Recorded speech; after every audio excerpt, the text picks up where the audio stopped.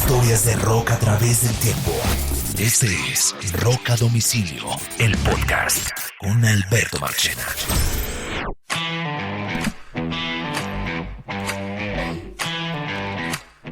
Bienvenidos a una nueva edición de Rock a Domicilio Podcast. Ese es el tercer y último episodio con la discografía de Paul McCartney, que comenzó con un primer episodio dedicado a la década de los 70, donde McCartney fue muy fructífero musicalmente junto a su banda Wings y también con un proyecto en solitario, un par de proyectos en solitario. Después nos centramos en un episodio dedicado a los 80 y 90 y ahora entramos, que es como la época pop de McCartney, y ahora entramos al tercer y último episodio, que es el nuevo siglo, del 2000 al 2024. Y este nuevo siglo discográfico de McCartney, ante todo, se caracteriza por varias cosas, pero esencialmente por muchos discos publicados. Realmente McCartney publica 1, 2, 3, 4, 5 y 6 discos en estos años. Adicionalmente a eso, gira como nunca giró en la historia.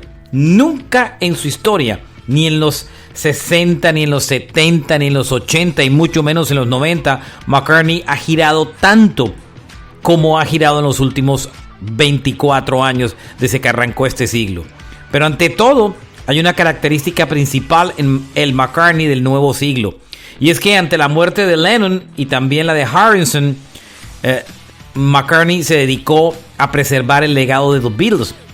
Y mucho de la responsabilidad del legado de los Beatles, de permanecer su música activa, mantener las canciones sonando y el legado ardiente y vivo, se debe al McCartney del nuevo siglo. Un hombre que encontró una energía increíble, producto de varias cosas. La primera de ellas, una nueva relación sentimental con una mujer que lo volvió, digamos que, a traerle ese sentimiento especial. McCartney es un tipo que no le cuesta mucho trabajo estar solo, y encontró en Heather Mills una pareja después de la muerte de su esposa Linda. Una relación que realmente no duró mucho tiempo, duró un corto tiempo hasta el 2006, pero dejó una hija de por medio, y después una nueva relación sentimental que le dio un nuevo aire, sin lugar a dudas, a McCartney. Un hombre que ha sido absolutamente exitoso y encargado de mantener vivo ese legado de los Beatles.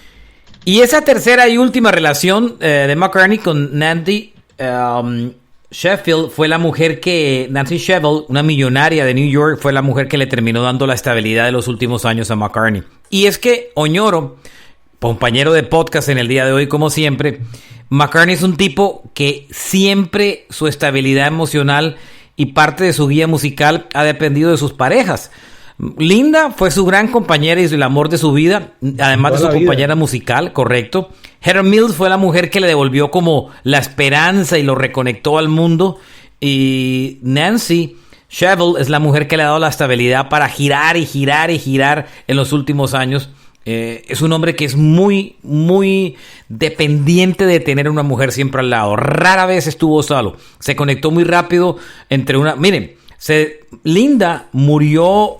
Exacto, estaba revisando esa cronología. Linda Eastman murió en el 98. McCartney conoció a Heather Mills en el 99. Se casó con ella en el 2002. En el 2003 tuvieron una hija. Se separaron en el 2006. Y ya McCartney para el 2007-08 estaba saliendo con Nancy Sheffield, la mujer con la que hoy continúa casado. Él no puede estar en ningún momento solo. Y eso marca un poco su vida musical.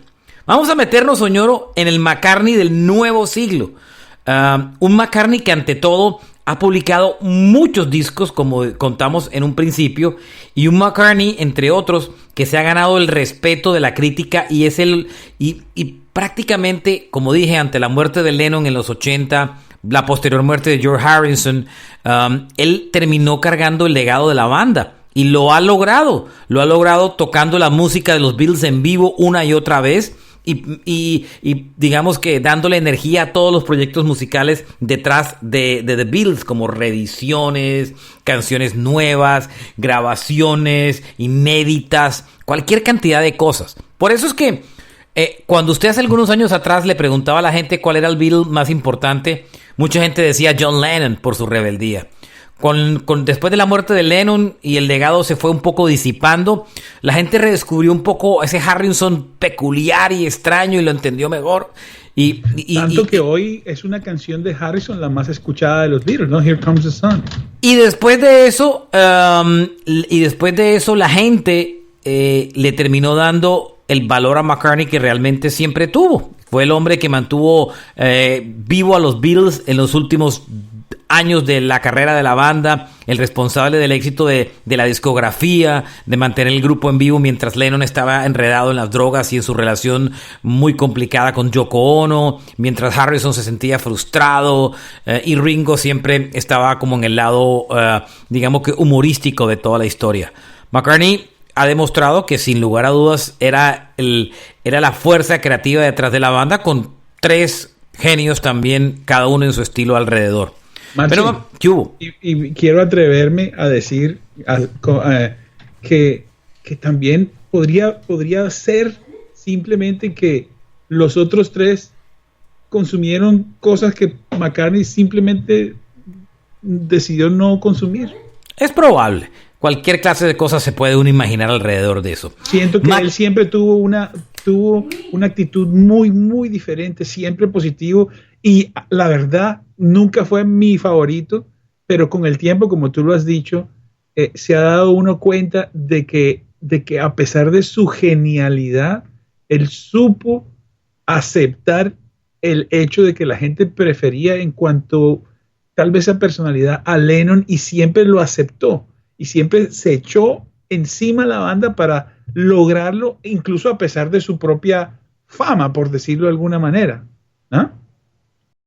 Pero metámonos en la discografía de McCartney. El primer álbum de McCartney, bueno, lo último que había grabado McCartney cerrando la década de los 90 fue el Run Devil Run, que es el disco de los covers de rock and roll. Y el nuevo siglo lo abrió con un álbum en el 2001 llamado Driving Rain.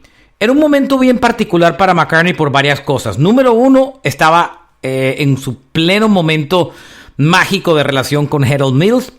Y adicionalmente a eso, también empezó a ganar una visibilidad que nunca antes había tenido, en parte por los atentados del 11 de septiembre, donde McCartney, digamos que fue la cara visible musical de todos los homenajes que se hicieron alrededor de esa misma fecha. Driving Rain fue un disco de estudio que era el álbum número 12 de la carrera de McCartney en solitario, un álbum producido por David Kaye, un hombre que había trabajado con bandas como Sugar Ray. Adicionalmente había producido el disco Unplugged de Tony Bennett, había trabajado con The Bangles, The Strokes, Sublime, un productor bastante moderno. Y el disco se editó justo después del 11 de septiembre, un 12 de noviembre del 2001. McCartney coló al final una canción llamada Freedom, que cantó en un homenaje al 11 de septiembre, y publicaron ese disco que salió en una época un poco turbulenta de la historia mundial. Y el álbum, aunque fue un buen disco, ñoro, fue un disco que realmente se convirtió en un fracaso discográfico, uno de los discos de más baja venta de la historia musical de McCartney. El álbum solamente llegó al puesto 46 en listas de Inglaterra y número 26 en Estados Unidos. El disco no fue muy exitoso, sin embargo, el disco generó una gira que sí fue tremendamente exitosa. El regreso de McCartney realmente a los grandes conciertos. Esa gira comenzó exactamente, el Driving World Tour comenzó el 1 de abril del 2002 y se extendió hasta el 18 de noviembre del 2002. Fueron 58 conciertos realmente. Y ahí fue donde, Oñoro, por primera vez vi a McCartney. Vi a McCartney un sábado 18 de mayo del 2002 en el National Car Rental Center, que hoy en día es el que queda frente al Mall de Sagres en Fort Lauderdale. ¿Cómo es que se llama hoy en día, Oñoro, ese sitio? ¿Qué se nos olvida? Sí, ahí mismo, en ese mismo sitio, ahí fue la primera vez que vi McCartney en vivo. O sea, exactamente hace 22 años vi por primera vez a McCartney. Con mi mamá me fui a ver a McCartney. Fue la primera vez que lo vi. Esa gira fue la gira del Driving USA Tour. Ahí empezó a trabajar con los músicos que hasta ahora sigue tocando, Ñoro. No ha cambiado ningún músico. Tremenda banda. Oye, mirando los números, es verdad, él desde el año 93, con excepción de unos poquitos conciertos en el 99, no había hecho conciertos desde el 93. Esa gira, el Driving World Tour, que fue en el 2000, la gira anterior había sido en el 93, Oñoro. O sea que calcule, habían pasado 9 años de McCartney sin girar. 9 años.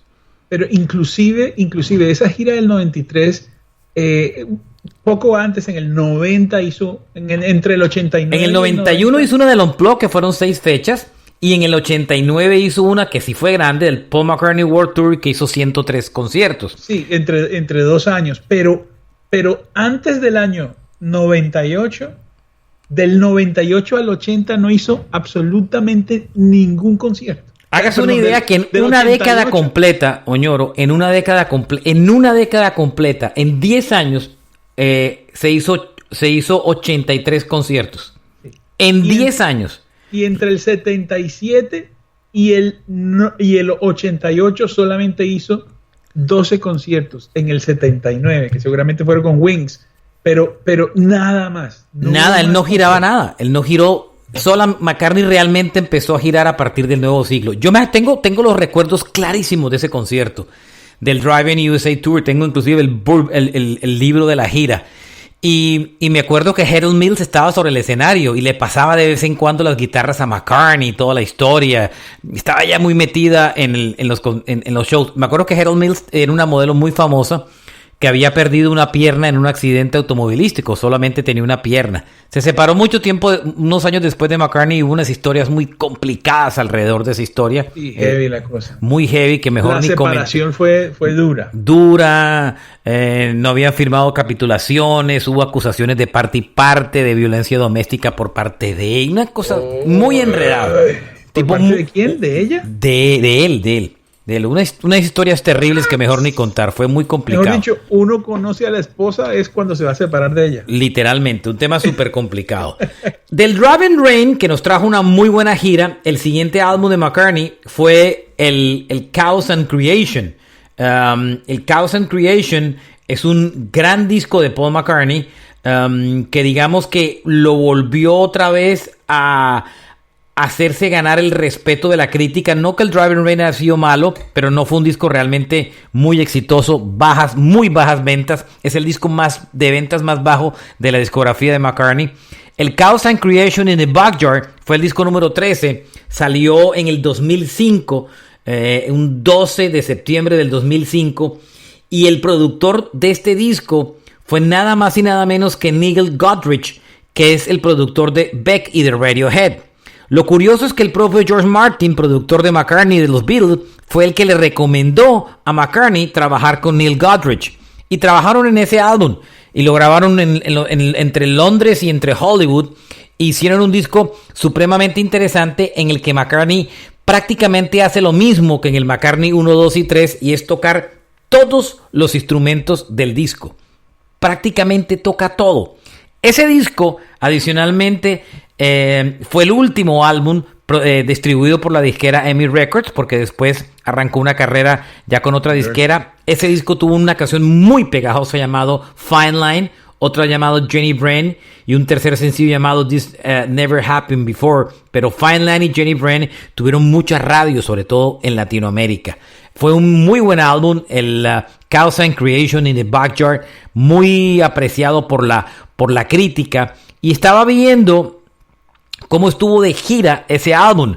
Ese disco salió en el 2005 y también tuvo gira, porque ese disco realmente no paró desde el 2002, Machi. Claro, es que mire, porque este episodio va muy de la mano de hablar de la discografía y de las giras. El Driving World Tour terminó en el 2002. En el 2003, McCartney arrancó otra gira llamado Back in the World Tour, que va de marzo a junio y hace 33 conciertos.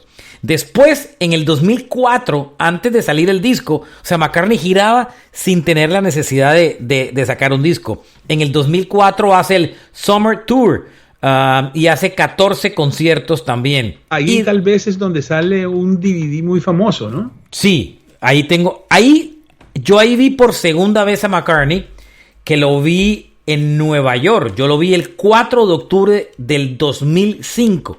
Lo vi y me acuerdo que lo vi con mi papá. Yo fui una vez con mi mamá a verlo en concierto y después me llevé a mi papá. Guardo la boleta de ese concierto y la tengo firmada por mi papá, porque el Beatle favorito de mi papá era McCartney, y guardo la boleta firmada por mi papá, y tengo la boleta del concierto de McCartney firmada por mi mamá, que lloró, por cierto, en el concierto de la emoción.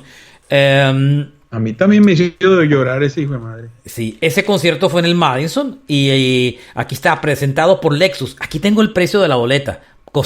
Tenía un tremendo puesto, costó $279 la entrada. Y la del concierto de Miami me había costado $126. No era barata la entrada, doñoro. No era barata. La de Nueva York del Madison, ¿no? Era un buen sitio. Pero la de Nueva York eran 276 palos. Cara la bendita boleta. Y estamos hablando hace mucho rato, ¿no? Hace mucho rato. El Us Tour es el tour de este disco, del Chaos and Creation. Y hizo 37 conciertos. Tampoco realmente hizo muchos conciertos si uno se pone como a mirar con calma. No hizo tantos. Pero más o menos ese es el promedio anual de él. Lo único es que ha girado todo el tiempo. Claro, no ha parado de girar. No paró de girar. Después del Chaos and Creation, Oñoro, del Chaos and Creation, que fue ese disco, digamos que fue bien recibido por la crítica, un álbum al que le fue bien. El siguiente álbum después del Chaos and Creation que se hizo fue el Memory Almost Full del 2007. Qué buen nombre. Ese álbum fue muy curioso porque el Memory Almost Full lo volvió a trabajar con David Kane, que había sido el productor del Driver Rain, y el disco lo grabó él empezó a grabar Memory Almost Full, lo puso pausa, grabó el Chaos and Creation y volvió a enganchar el Memory Almost Full. O sea que en la mitad de los dos álbumes metió un disco que fue el Chaos and Creation. Memory Almost Full le fue bastante bien en listas. Fue lanzado un 4 de junio del 2007 en Inglaterra. El disco, yo trabajaba ya en Universal y el disco me cayó en Universal. ¿Trabajaba yo en Universal? Creo que sí, ya trabajaba para ese. Tengo mi duda, creo que sí. Y el disco me llega porque McCartney firma con una disquera llamada Hear Music, que era propiedad de Starbucks. Hear Music es alemana, tal vez, o francesa. No. Hear Music es una disquera de Starbucks Records. Starbucks era el dueño de Hear Music. Era una disquera que hizo Starbucks. Acuérdense que Starbucks se metió mucho en el tema de la música. Y crearon una disquera. Tuvieron varios discos. Un álbum de Ray Charles nominado el de los dúos de Ray Charles salió también con ellos. Y yo trabajaba con Universal en esa época y editamos el Memory Almost Full, me acuerdo. Un 4 de junio del 2007. Un álbum grabado en el Abbey Road Studios con David Kane como productor. Un single supremamente exitoso llamado Dance Tonight, que tocaba como una mandolina. El disco le fue muy bien en ventas. Vendió 2 millones de copias a nivel mundial. Fue un álbum, digamos que de los exitosos de McCartney. Charteó bien en listas de Estados Unidos. Y también le permitió volver a McCartney a girar, que no paró de girar. Encontraba cualquier razón para girar, tuviera o no tuviera un disco publicado. En el 2007 hizo el Secret Tour, se llamó el disco de la gira del Memory Almost Full. Hizo 6 conciertos y después hizo uno también en el 2009 llamado Summer Live. Ahí le bajó un poquitico la velocidad a los conciertos McCartney. Hacía shows pequeñitos, 6, 10, 6, hasta que finalmente se volvió a enganchar un poquito más adelante en el 2010 en conciertos. Pero volvamos otra vez a la discografía, Oñoro. Sí. Y si nos regresamos a la discografía, después del Memory Almost Full del 2007, el siguiente álbum que grabó, ya venía ya separado, entre otras cosas. porque él se separó en el 2006, se separó. De pronto coincide con el bajón, ¿no? Claro. De los conciertos. Es probable porque estaba con unos líos legales. En el 2012, ya en una nueva relación, publica el Kisses on the Button. El Kisses on the Button, Oñoro, fue un disco de covers de canciones pop tradicionales y jazz, editado en el sello disquero de Starbucks, otra vez Hear Music, que era un sello disquero que tenía una fuerte tendencia al jazz. El disco fue producido por Tommy Lee Puma, que había sido productor de grandes discos de la misma onda para George Benson, Miles Davis, Al Jarreau, Anita Baker, Natalie Cole, Michael Franz, Diana Krall, Randy Crawford, The Crusaders. O sea, un productor clásico de esos de jazz. Fue el encargado. Fue un disco de puros covers, sin embargo incluyó 2 canciones nuevas propias. My Valentine, que fue el primer single, que está dedicada a su actual pareja, y otra canción nueva que se llama Only Our Hearts. El disco le fue bien, debutó en el puesto número 3 en listas de Inglaterra y número 5 de Estados Unidos, y fue un álbum digamos que de jazz prácticamente y de pop tradicional. Muy, muy bien recibido, un álbum muy bonito. Digamos que no es de la discografía clásica de McCartney que todos esperábamos, pero el álbum sí tuvo su éxito, la verdad. El siguiente disco de McCartney, ahí se tomó un tiempo, Ñoro, él se tomó un tiempo entre el Memory Almost Full y el Kisses on the Button. Ahí se tomó 5 años. Y de ahí regresó otra vez en el 2013 con un nuevo álbum. Ya estamos en tiempo cercano. Solo un detalle, Oñoro.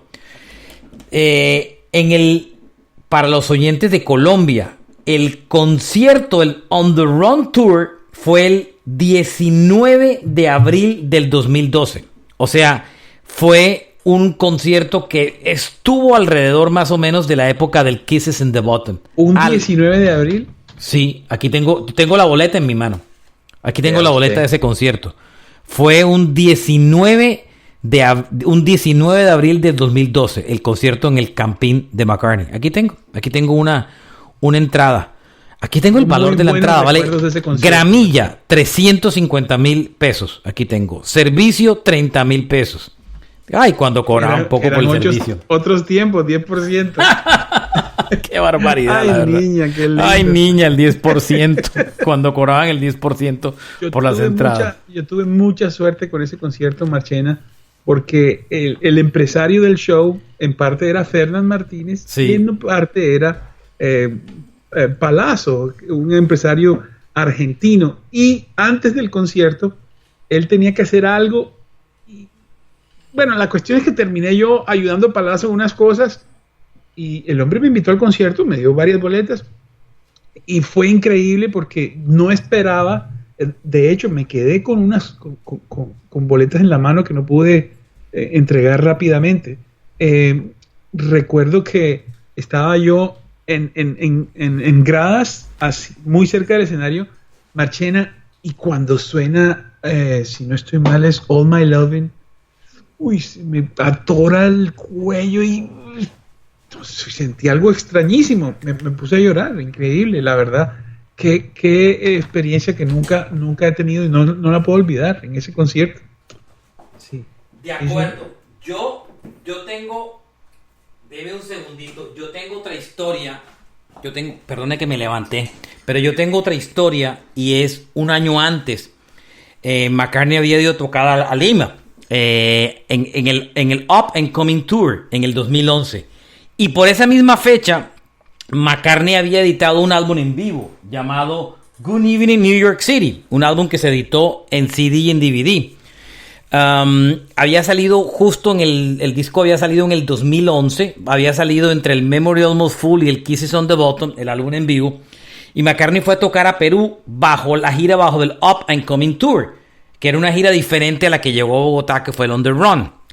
Yo me acuerdo que yo trabajaba con la disquera de McCartney y el manager me escribió. Esta historia yo la he contado ya muchas veces, pero vale la pena contarla en el episodio.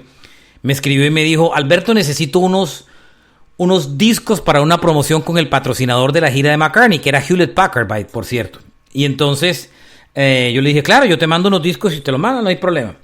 El tipo me escribió como 3 meses antes del concierto, 4 meses antes del concierto. De paso, ese disco en vivo, yo hice una promoción especial con un periódico en Lima y logramos vender una cantidad tan grande de discos por una promoción con el periódico que el álbum alcanzó a ser disco de oro. Y yo le escribí al manager, oye, el álbum en vivo de McCartney fue un disco de oro en Perú y nos gustaría entregarles un disco de oro a McCartney. La verdad era una excusa mía por conocer a McCartney, señor, que era el sueño de mi vida. Y entonces le mandé el correo al manager y el manager pues no me respondió. Faltando 4 días para el concierto de Lima, yo ni siquiera iba a ir, pues yo manejaba Colombia, Venezuela, Perú y Ecuador. Claro, y tu base era Bogotá. Mi base era Bogotá. Claro. Y me escribe el manager de McCartney, me dice, Alberto, qué pena, estaba girando con Paul, súper enredado, y no te había respondido tu correo. Claro, Sir Paul estaría muy feliz de recibir el disco de oro. Yo, ¡jue madre! Cuelgo el teléfono, le digo a mi secretaria, por favor, consígueme como sea un tiquete a Lima y llámame al tipo de los... manda para acá al tipo de los discos de oro. El tipo llegó corriendo enseguida. Hicimos el disco de oro a toda velocidad. Lo cogimos, lo empacamos, agarré yo mi maleta y derecho para Lima. Llegué a Lima y finalmente tengo el backstage patch del concierto en mi mano y el disco de oro. Imprimí 2 copias, una chiquitica y una grande, porque usualmente los artistas no se llevan la versión grande sino una pequeña, pero para foto utilizas la grande. Conocí a McCartney en el backstage, le entregué el disco, tengo un video que inclusive está publicado en mi Instagram, MarchenaJR, y curiosamente el disco se llevó el pequeñito y el grande lo dejó en camerinos, y al final cuando se acabó el concierto yo dije, van a botar ese disco, se lo van a robar. Cualquiera. En tu reino. Y me fui al backstage del concierto cuando McCartney terminó, me entré a su camerino, ya McCartney se había montado en el carro y se había ido, y el disco estaba ahí tirado y abandonado. Lo cargué, me lo traje, ¿cierto? Yo pagué hasta el exceso de traerme el disco y todo. Ese disco estaba aquí, detrás mío, en mi espalda, en mi estudio. Lo tengo aquí guardado de colección y yo diría que es mi más atesorado regalo que tengo de mis años de la música. Y lo tengo el disco con una foto al lado de McCartney en el momento que le estoy entregando el mismo disco. Ese maldito disco lo cargó McCartney. Lo cargó McCartney, ñoro. Lo cargó McCartney. Y está la foto. Y está la foto para demostrarlo. La prueba, ¿no? Ese día fue increíble. Pero bueno, aparte de mi historia personal, me voy ahora al siguiente disco de McCartney, que fue el New del 2013. Este disco, curiosamente... fue un álbum bastante interesante porque fue un disco, digamos que trabajó con 4 productores diferentes. Trabajó con Mark Ronson, que colabora en 3 canciones, incluyendo New. Mark Ronson es el productor de Amy Winehouse, de muchos artistas, y él conoció a Mark Ronson en su boda, en la boda de McCartney con su nueva pareja. Y lo invitó a tocar. Él está casado con la hija de Meryl Streep, por cierto. Y lo invitó, tocó en su fiesta y lo invitó a coproducir varias canciones del disco y terminaron haciendo 3 canciones. El disco también es producido en parte por Paul Edward, que era el productor de Adele, que era el que estaba de moda por esos días. Wow. Giles Martin, el hijo de George Martin, también colabora en la producción de una de las canciones del disco. Y otro que también está en el disco como productor es Ethan Jones, que es el productor de Casher Chips, de Crowded House, de Vaccines, de Kings of Leon. Y con ellos 4 hace un disco que le va muy bien. Tiene 2 grandes canciones ese álbum, New, y una que se llama Queen Annie.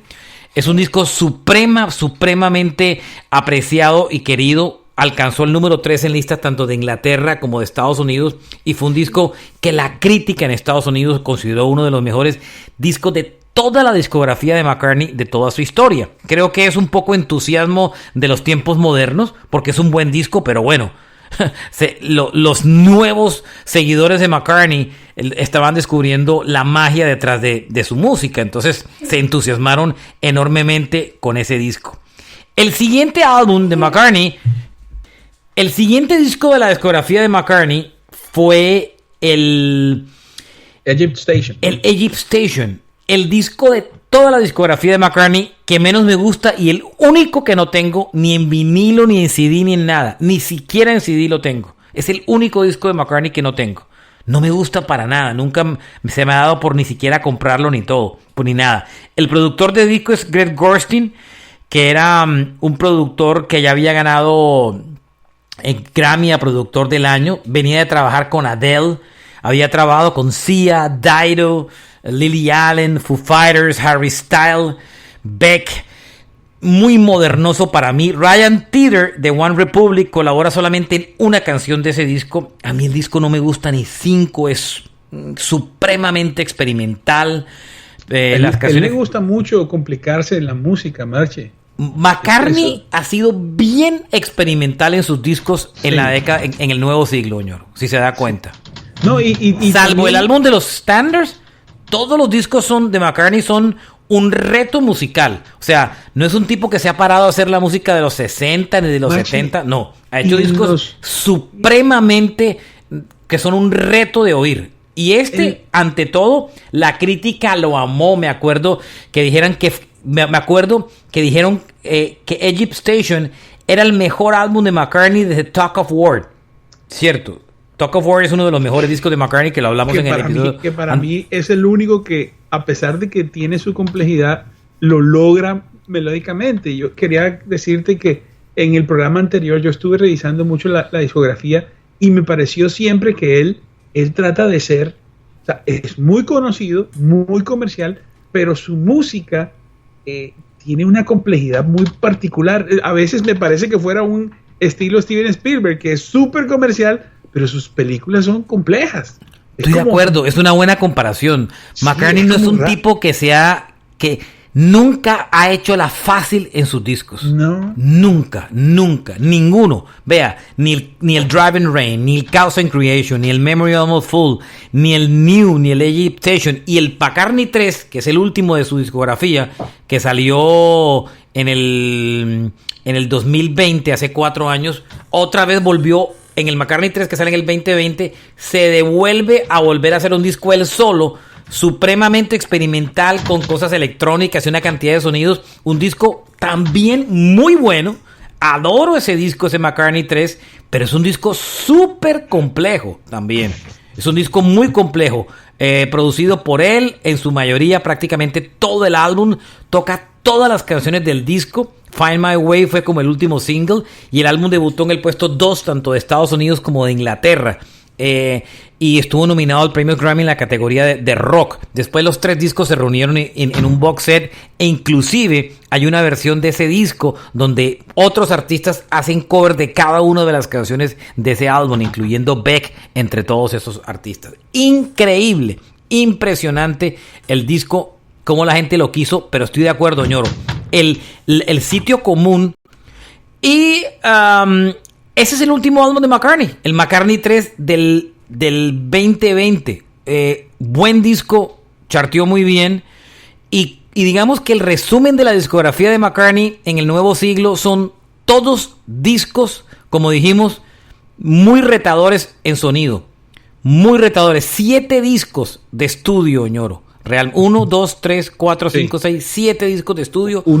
Solamente uno de covers, que fue correcto, como el más adulto, jazzeado, que también digamos que fue todo un reto, porque no salió a tocar los clásicos standards, sino canciones en la mayoría un poco rebuscadas del género. No eran las clásicas de toda la vida que uno se imaginaba que iba a tocar. Tú lo has dicho, él no la hace fácil. Él es un intelectual de la música. Y sin lugar a dudas.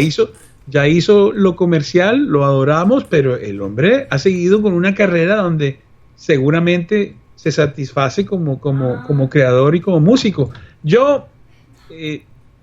A mí, sinceramente, cuando la música es compleja, de todas formas, cuando llega es cuando se logra el éxito. En Tug of War lo logra. La verdad que me descrestó muchísimo el disco. Los demás tal vez necesitan escucharse un poco más, pero tal vez me pongo a pensar que su proceso de creación es, bueno, listo, vamos a sacar de aquí esto, y es como un ejercicio musical de creatividad, y tal vez los sencillos los deja para ciertos momentos, porque igual a través del tiempo los ha tenido, pero me sorprende tan comercial, tan conocido, tan vendedor, y pues se atreve a no hacernos la fácil.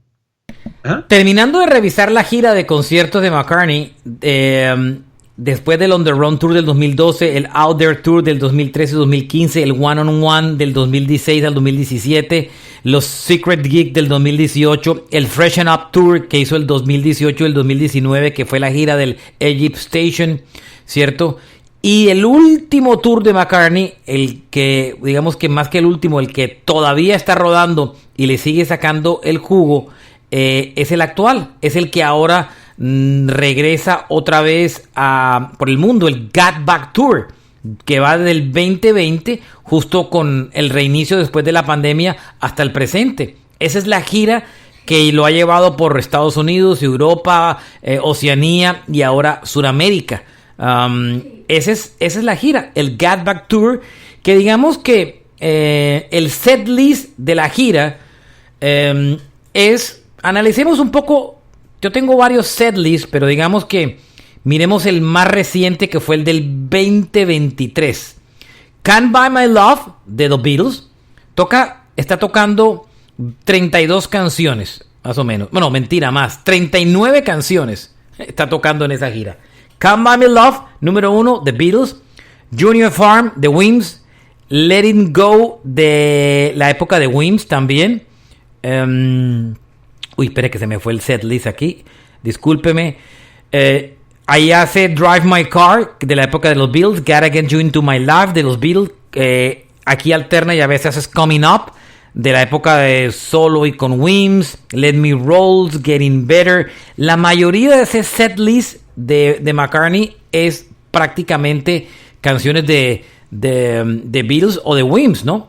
Van on the Run, ¿no? Ahí hay mucho de ese catálogo. Mucho de ese disco. Analizando el último concierto de McCartney que dio, el último show que dio fue el 16 de septiembre del 2023, en el momento que grabamos este podcast en el Maracaná, ¿cierto? Y digamos que de los Beatles hay una muy buena cantidad de canciones, la verdad. 6 canciones de ese disco. Hay 6, no hay muchas en medio de todo. Está bien. Está muy balanceado el concierto, la verdad, la gira, y yo creo que la gente lo seguirá disfrutando. ¿Hasta cuándo? La pregunta es, ¿McCartney editará otro disco? Muy probablemente sí. Muchos. Yo creo que por lo menos le quedan 2 o 3 discos más. Y yo creo que va a llegar un momento en que McCartney parará de girar por su edad, y yo creo que se concentrará en hacer discos nuevos. Yo creo que eso él no pierde su entusiasmo de la discografía. Al final le pregunto, Ñoro, ¿cuál es su disco favorito de McCartney? No, me quedo con el Tugs of War. Es igual que yo. También es mi disco favorito de McCartney. Ese, digamos, el Band on the Run está chévere, pero los 70s es una época donde las bandas experimentaron muchísimo, no con la complejidad, pero sí con las diferentes melodías. Yo pienso que no es tan efectivo. En cambio, el Tugs of War es complejo y es como la evolución de él como un Beatle. Me sorprendió, todas las canciones me parecieron muy buenas. Obviamente los sencillos que tuvo en los 80 son todos buenísimos.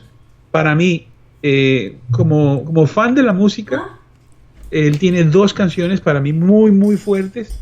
Una es Maybe I'm Amazed y la otra es No More Lonely Nights. Es como mi resumen. El No More Lonely Nights es una vaina particular, usted lo lleva en el corazón.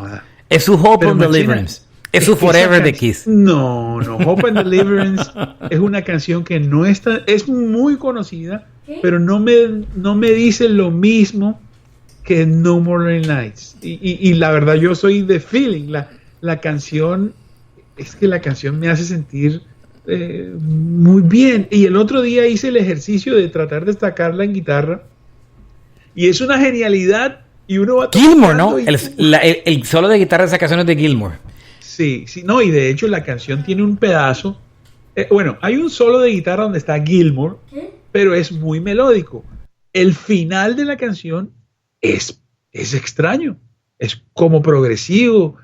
Tiene muchas cosas esa canción, pero esa canción no deja de ser espectacular. Es muy, si uno se engancha en la canción, para mí como canción, como single, esa es la canción que yo diría, porque las otras son como duetos, ¿no? 666. Yo tengo mis personales. The Girl Is Mine. De canciones. Baby, me dice, es la locura, pues. De canciones me gustan mucho, es difícil decir cuáles me gustan. Digamos que de álbumes muy personal.